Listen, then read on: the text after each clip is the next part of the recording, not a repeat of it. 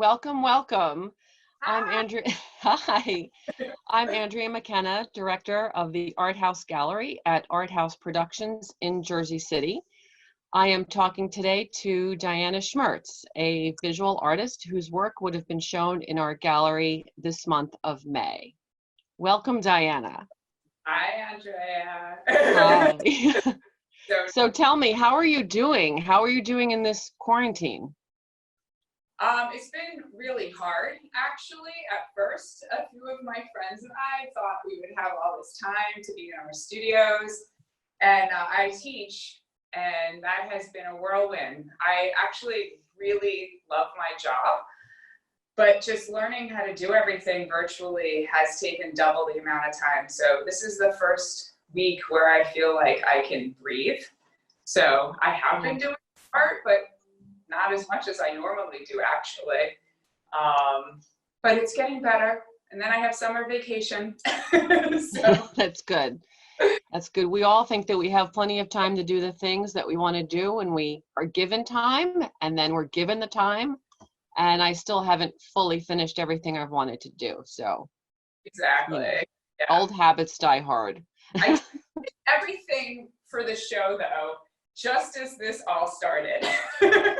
And like postponed, and which is totally great, wonderful. I'm glad I'm going to be able to show it. But it's funny how you work so hard, and I'm like trying to get it done, and then I did, and now I can spend a whole year making more work for the show. Exactly. Yeah. You may even change the subject, but I hope you don't, because I think it's very interesting. So, so I want you to tell everyone what it is that you do. I mean, you make paintings and put them through a laser cutter. Is that correct? Yeah. So I primarily have always painted, but then I make stuff into objects out of the paintings usually. So for this series that I am showing, I have actually a piece I can show you that's not on the wall. Sorry, I'm not there for a second. That's okay. You have a beautiful wall of artwork for us to see. Thank you. So this is one piece. This is the Supreme Court. This is a whole Supreme Court case for same-sex marriage, Obergefell versus Hodges. But you see it's laser cut. So Yes. it would hang in the middle of the room and you can see through it. There are many, many reasons for this. I'll zoom up. So there's text. You see it's a Supreme Court case. So I paint the images and then I cut them. Just putting this back 1 second.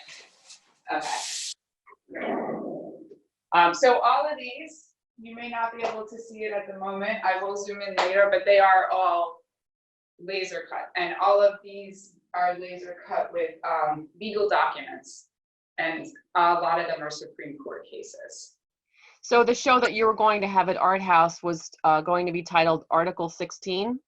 Right. So Article 16 is from the Universal Declaration of Human Rights, and it is the right to get married and the acknowledgement that family is the fundamental root of society. So, and I got the idea about doing Article 16 when I did this piece. So this I finished about 1.5 years ago. It's Obergefell versus Hodges, except the one I just showed you is the syllabus from the case. And this is the entire Supreme Court case. So if you guys don't know, Obergefell versus Hodges is the Supreme Court case from 2015 that made same-sex marriage legal for all of America, not just state by state. Amazing. So this is the syllabus.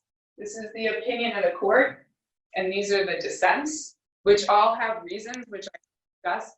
But just to sort of connect the Article 16, the main reason for the Supreme Court justices to say that we can't hold it against same-sex marriage couples, you can't be prejudiced against that because it is a fundamental human right to get married and form a family.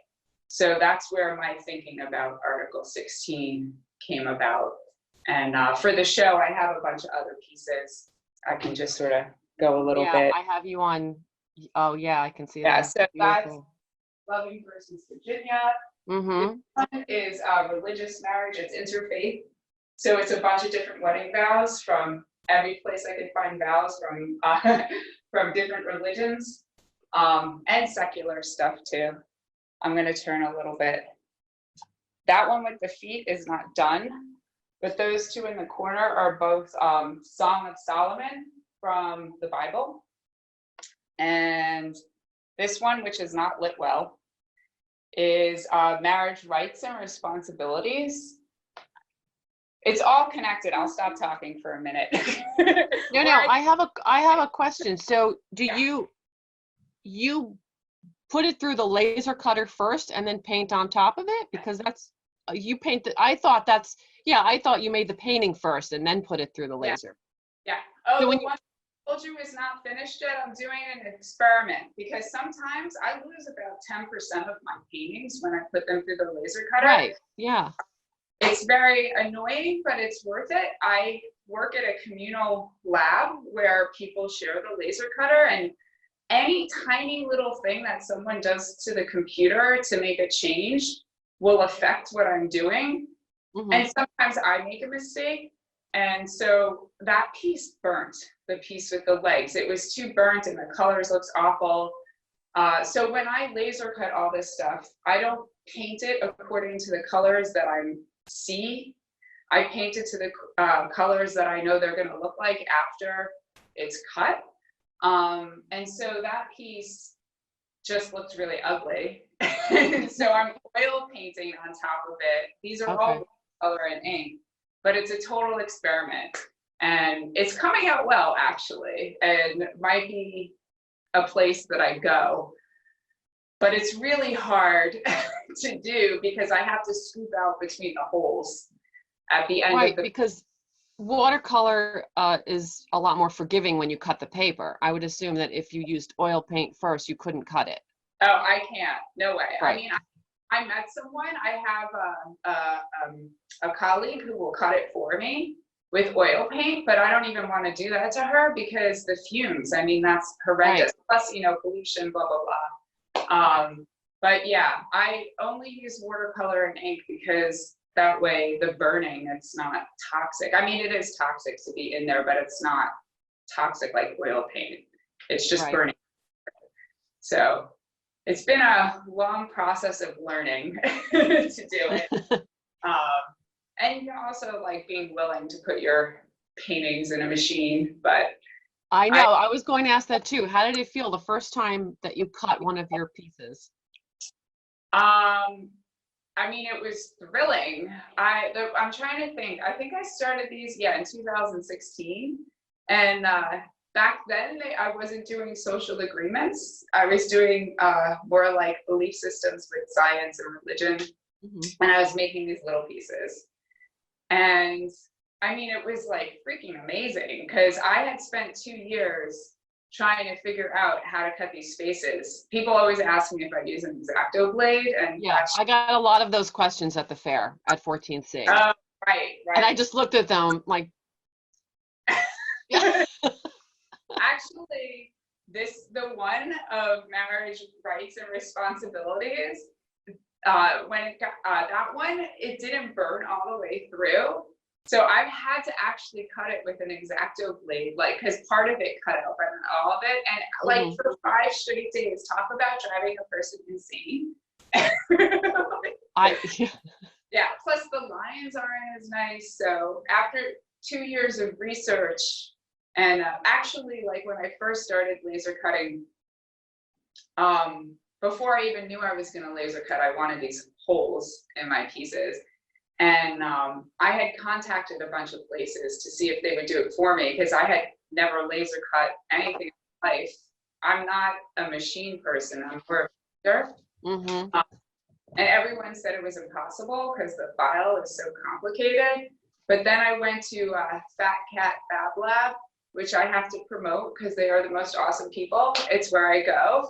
And the people there are really wonderful. And I was just sort of like, I took a class on how to use a laser cutter, and I asked them all, is there a way to do this? And just all these different people gave me advice. They're so cool, like such good people there. And so by just, asking people and getting help, I was able to figure out how to do it. Yeah.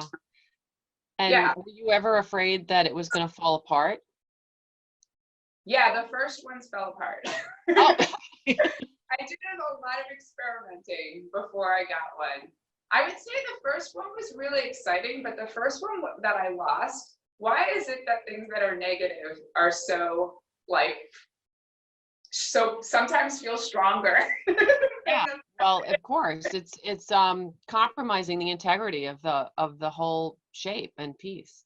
Yeah, it I destroyed, at first I lost 20 to 25% of my paintings, and but then I got better at it. But I'll never forget the first one I lost. I cried.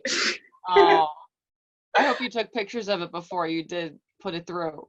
I usually do, but not always. I forget sometimes, but they look extremely different, and sometimes the paintings look ugly before I cut them, because the paintings turn really yellow in the laser cutter, and so they I really like it for this piece, but can you tell that they're kind of faded? So which I actually really like now, but I have to make them more saturated than I want them to be because of the fading and the yellowing when I cut them. So I don't show people the pre-paintings most of the time. It depends. I have to work towards the final image, So let me ask you, is this subject matter something you were originally intended to pursue as a visual artist, or is this like a gradual evolution of the work that you've done previous to this? Definitely an evolution. I feel like my work is very cyclical.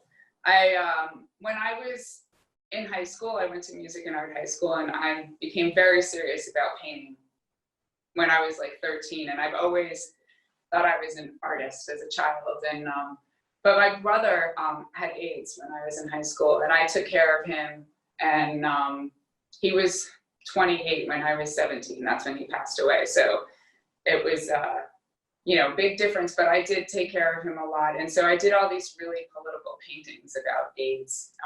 He died in 1990, so it started around that time. And so I've gone back and forth between doing political work and doing stuff that's more personal. I mean, it's not about my personal life, but less about, but more about ideas versus public art.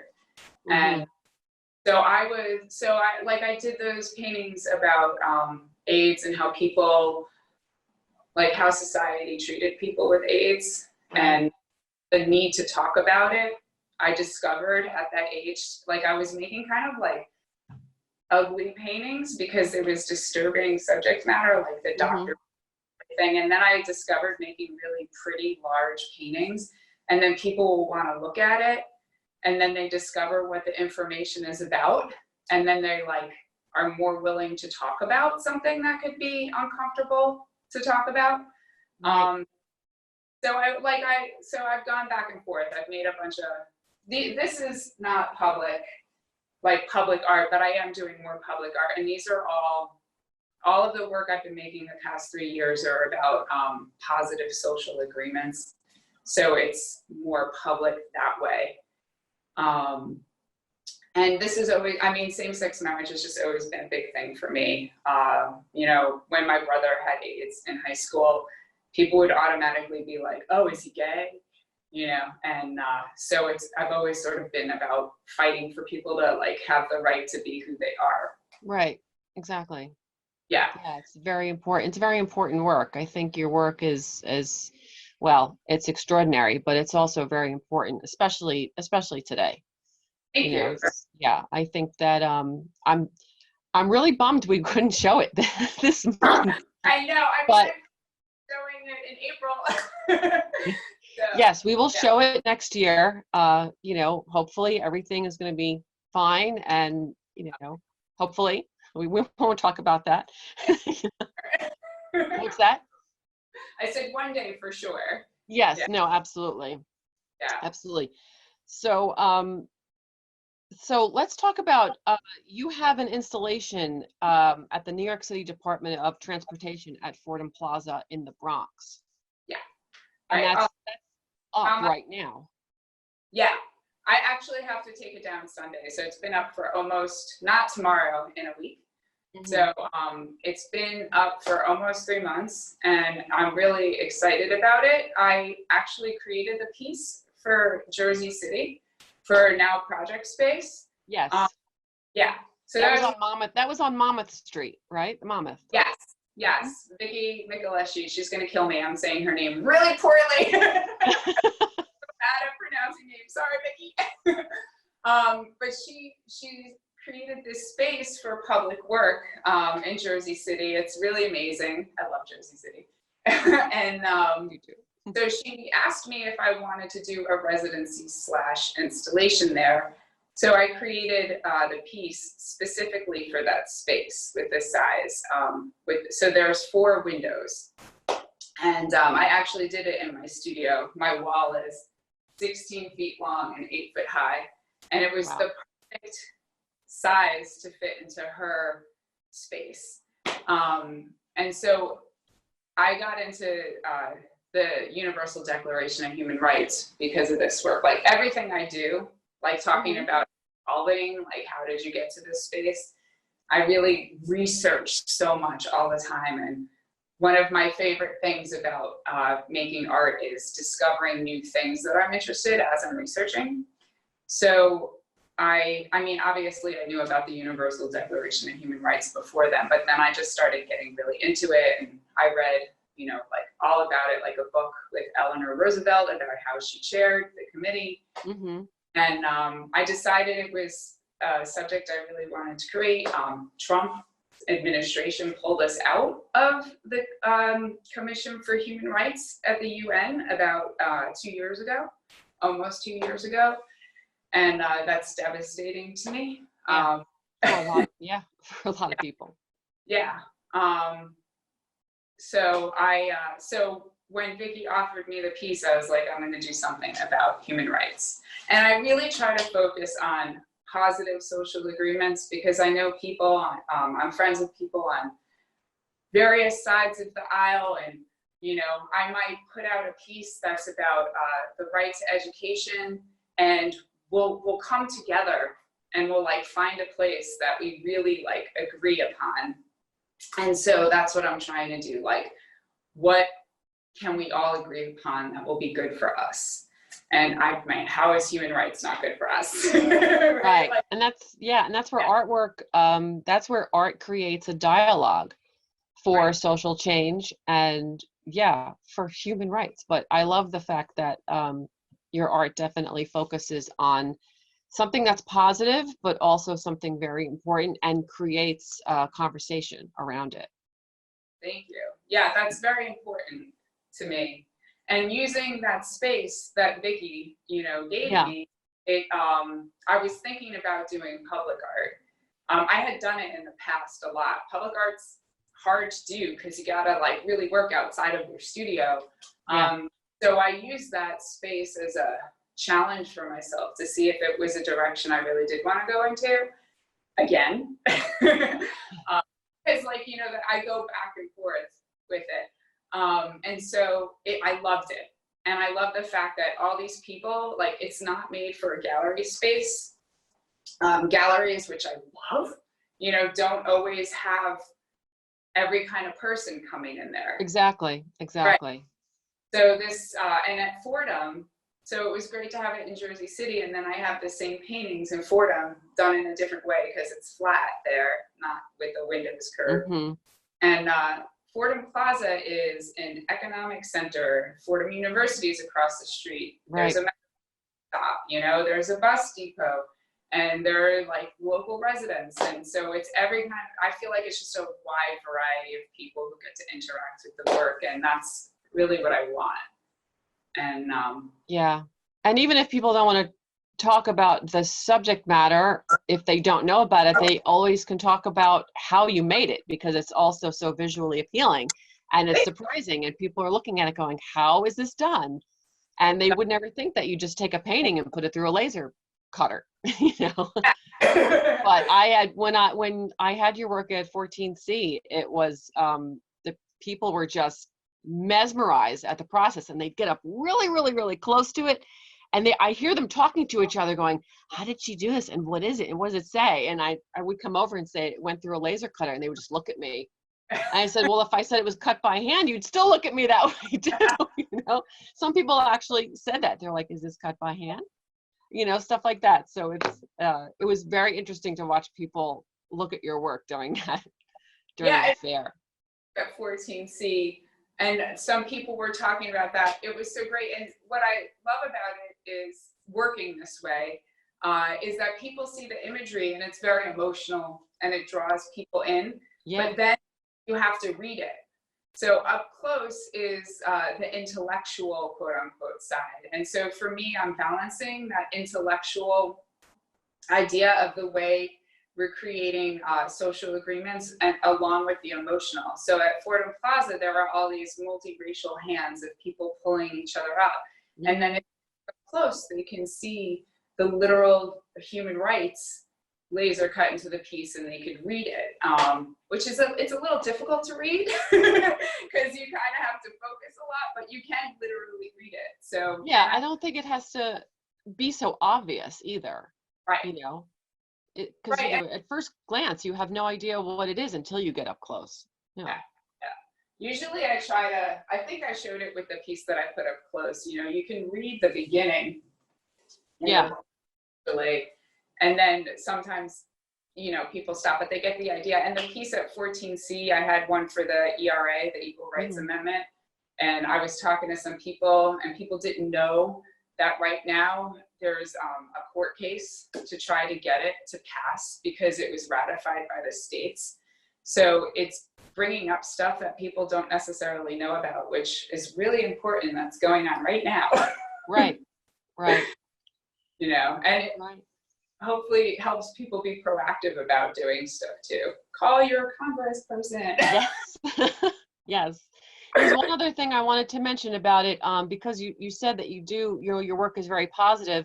What I notice is that because of all of the little holes, the negative space, the light comes through. Right. And light is a very positive element.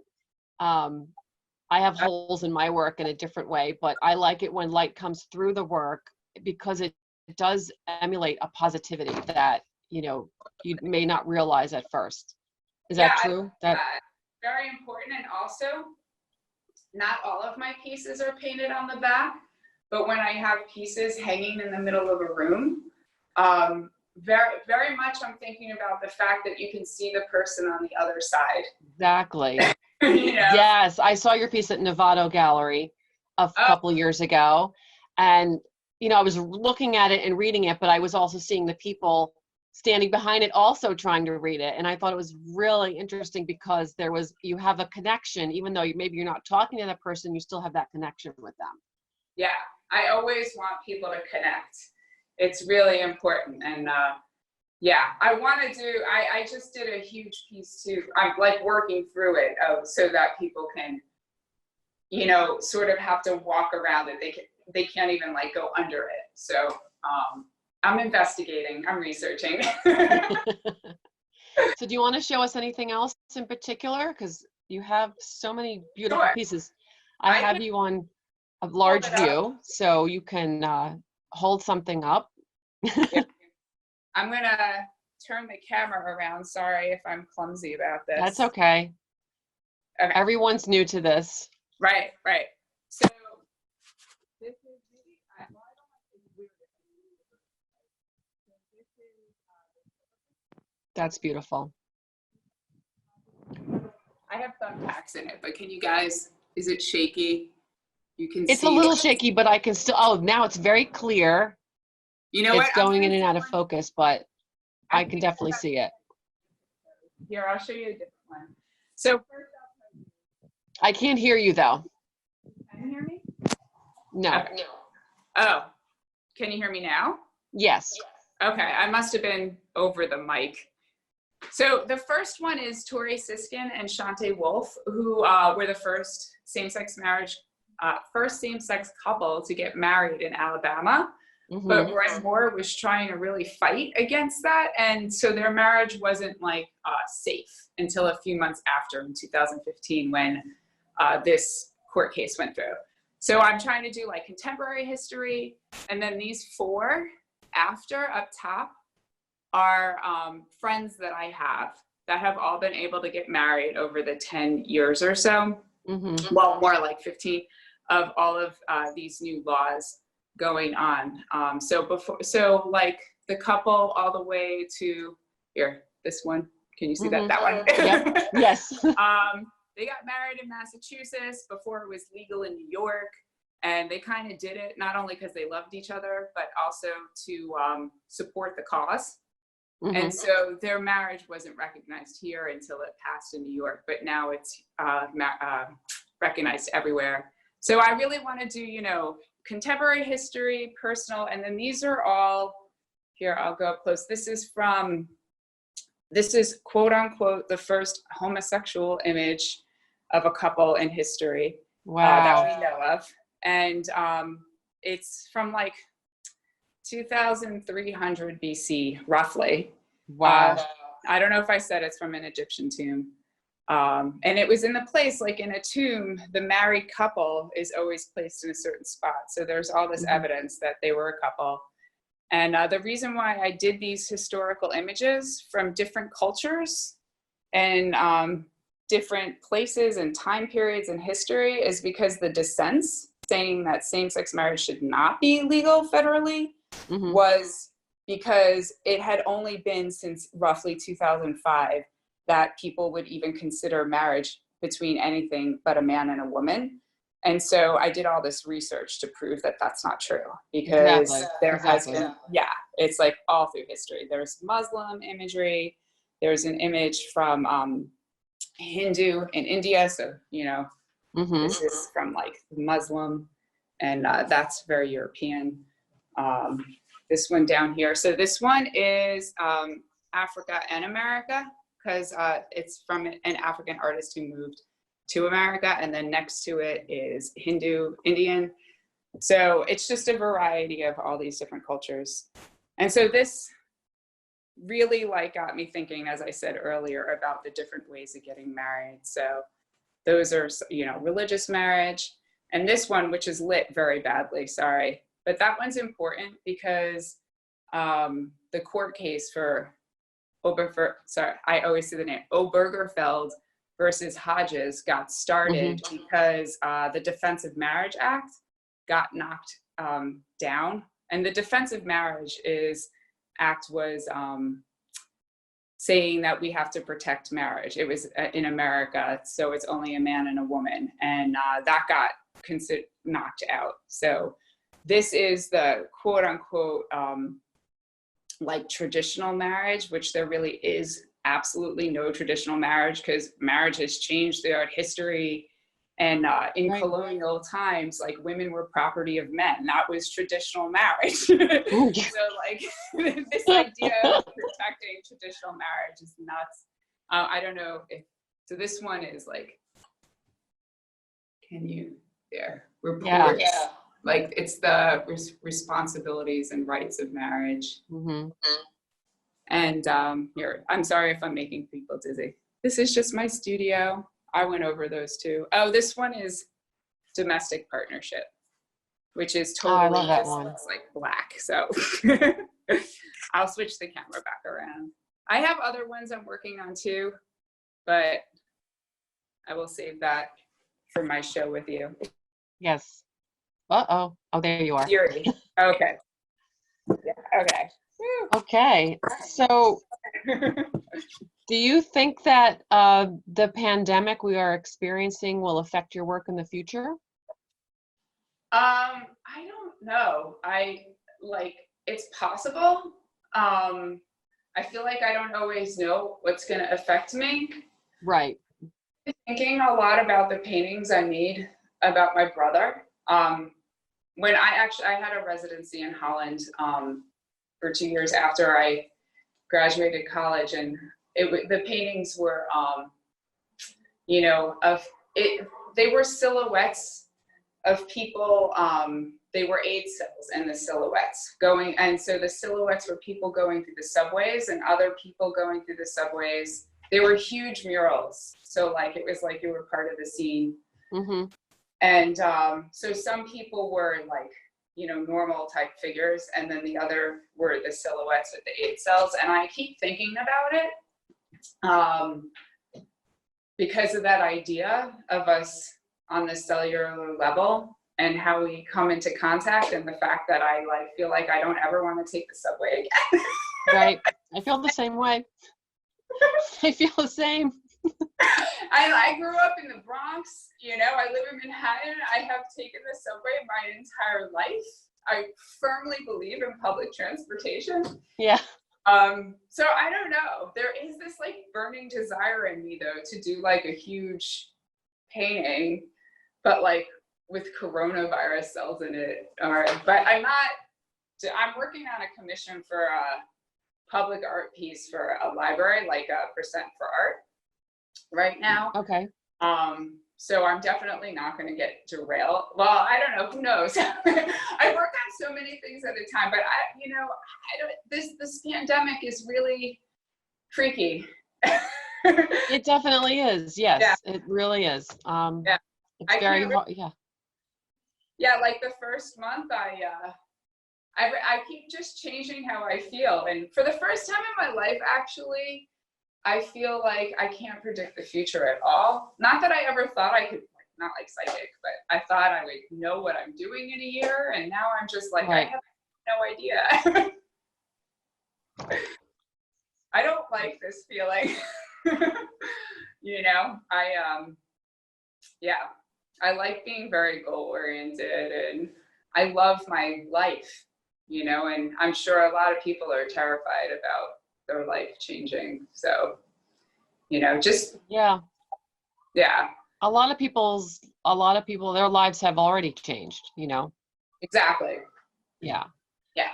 I mean, my life has changed, but, you know, I haven't lost my job, but I'm an art teacher, and Cuomo's talking about cutting state aid 50%. So a job that I've had for 20 years of my life, you know, might go.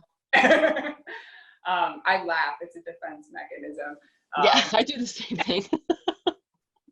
You can just sit in the corner and laugh about all of the stuff that's going to happen. Yeah, you know, but yeah, it's really scary times. And like all this like positive social agreement stuff that I work on, you know, being an art teacher, I feel like I'm helping foster a community of positivity. So I'd like to keep that. But I also like have gone through some serious stuff in my life, and I always figure out a way to work through it. So I'm not worried in that way, but I don't want to lose what I love, you know? Of course not. Of course not. So with that question, sort of, this next question, I guess I don't know if it'll make sense, but do you see yourself doing this kind of work in like 10 years, 20 years? I think I'm always going to be making work about relationships and belief systems. Mm-hmm. If you look at anything that I've made my entire life, it either has to do with like the way it is about the way people relate to others and the world around them. Mm-hmm. And so it's really changed. Like if you go to my website, I have a section called Moments of Contact, and then I have the section called Social Agreements.